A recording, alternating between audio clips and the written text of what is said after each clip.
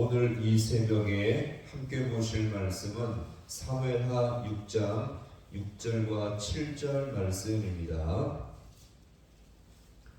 사무엘하 6장 6절과 7절 말씀을 함께 합독합니다. 그들이 나곤의 타작마당에 이르러서는 소들이 깨물어 우사가 손을 들어 하나님의 궤를 붙들었더니 여호와 하나님이 우사가 잘못함으로 말미암아 진노하사 그를 그곳에서 치시니 그가 거기 하나님의 궤 곁에서 죽으니라. 아멘. 할렐루야. 오늘 이 새벽도 주님의 은혜와 도우심이 있기를 간절히 소망합니다.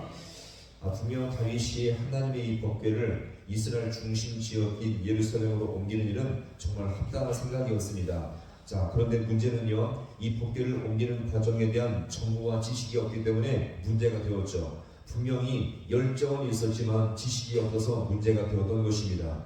이 법궤를 옮기기에 한 번도 사용하지 않은 새술에 실어서 각종 악기를 연주하며 이 법궤를 이동시켰는데, 자, 문제는 이 레위 자손 중에서도 고한 자손들만 이 모든 것이 가능할 수가 있었는데, 다윗은요 자신이 뽑은 사람들 몇 명이요? 3만 명의 사람들로 이것을 담당케 한 것이었죠. 사실 이 법궤가 처음 있었던 곳이 아비나답의 집이었는데 거기에서 나올 때는 아무 문제가 없었습니다. 그런데 갑자기 이 나곤의 타작마당에 이르러서는 이제 문제가 생기고 만 것이죠. 이것이 오늘 이 부모님 말씀인데요. 자, 6절의 말씀을 함께 보겠습니다. 그들이 나곤의 타작마당에 이르러서는 소들이 띠므로 우사가 손을 들어 하나님의 궤를 붙들었더니 아멘. 자, 이 나곤의 타작마당은 경사가 있는 마당이었습니다. 수많은 이 수레가 언덕 아래로 내려가면서 예상치 못한 일이 벌어졌는데, 자, 소들이 경사가 있는 길에서 중심을 잡지 못하고 뛰기 시작했던 것이죠. 자, 여기서 소들이 뛴다는 것은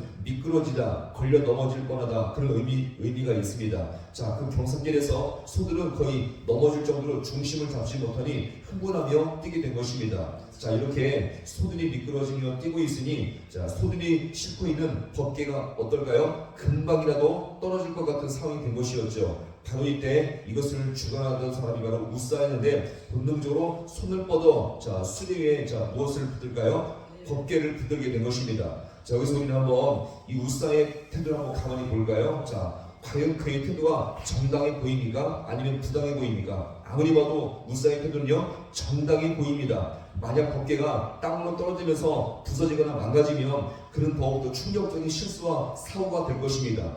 바로 우사는 최소한 이 법궤가 떨어져서 망가지는 것을 방지하기 위해 본능적으로 필사적으로 이 법궤를 붙든 것입니다. 자, 그런데 그 결과가 무엇입니까? 자, 우리 이어지는 7절 말씀을 함께 봅니다. 여호와 하나님이 우사가 잘못함으로 말미암아 진노하사 그를 그곳에서 치시니 죽으니라. 아멘. 자, 다시 합니다. 잘못함으로 죽으니라.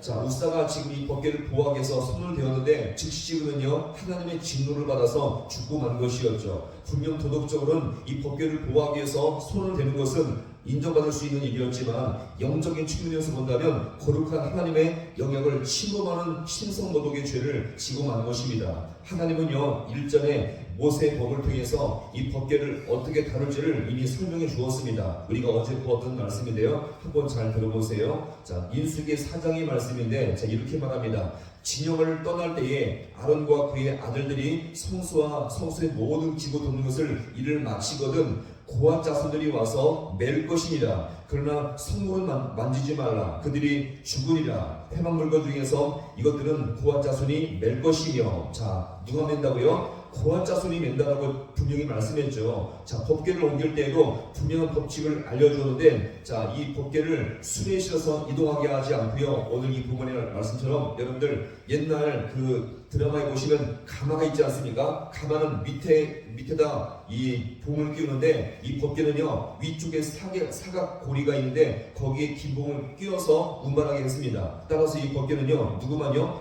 고아 자손만 메고 가도록 정해 주었죠. 그런데 이 다윗과 그의 사람들은 이런 하나님의 명령을 완전히 무시한 채 감당하다가 결국 우사가 죽고 만 것입니다. 결국 이 우사의 죽음은요, 하나님의 거룩한 영역을 침범하는 신성모독죄였으며, 다시 말하면 하나님을 가볍게 여기기 때문에 이렇게 죽음을 범하고 만 것입니다.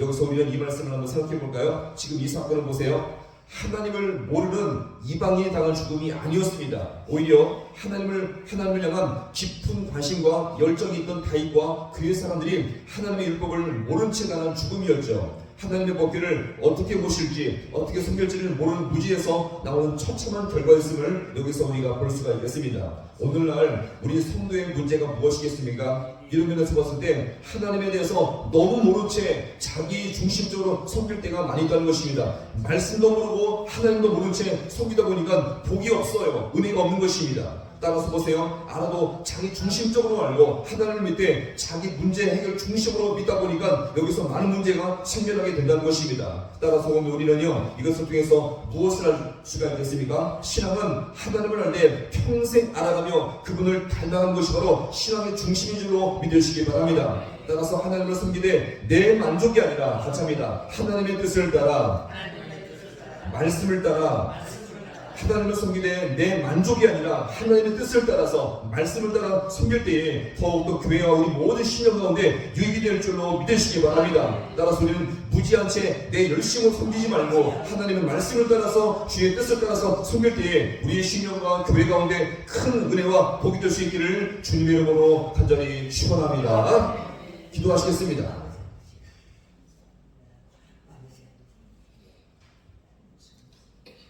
하나님 아버지, 오늘 이 새벽도 주님께서 우리에게 귀한 생명 주시고 믿음을 더하시니 참으로 아버지여 감사드립니다. 오늘 이 본문의 말씀을 통해서 다윗과 이것을 법궤를 우겼던 수많은 사람들이 하나님의 율법을 무시한 채 섬기다가 아버지 우사의 처참한 죽음을 이 시간 아버지여 돌아봅니다. 하나님을 우리가 이 땅을 살아가면서 하나님을 섬길 때에 내 열심과 내 중심으로 섬길 때가 아버지 얼마나 많이 있습니까? 다시 한번 이 말씀을 따라서 주의 뜻을 따라서 하나님의 말씀을 따라 섬길 때에 우리 자신의 신령만이 아니라 교회 가운데 풍성한 유익이 될 줄로 믿사오니 우리가 더욱더 말씀 안에서 하나님을 일평생 배워갈 수 있는 우리 모든 귀한 백성들 되게 하여 주옵소서. 아버지 이 시간 주께 나왔사오니 오늘 우리 모든 신령의 아버지 인생의 짐과 어려운 문제들을 주님께 맡김으로 말미암아 더욱더 주님께 기도하여 아버지 평강과 자유함을 얻을 수 있는 우리 모든 귀한 백성들 되게 하여 주셔서 돌아갈 때는 주님 만나고 돌아갈 수 있는 복된 시간이 되어지게 우리 주님께서 함께하여 주시옵소서.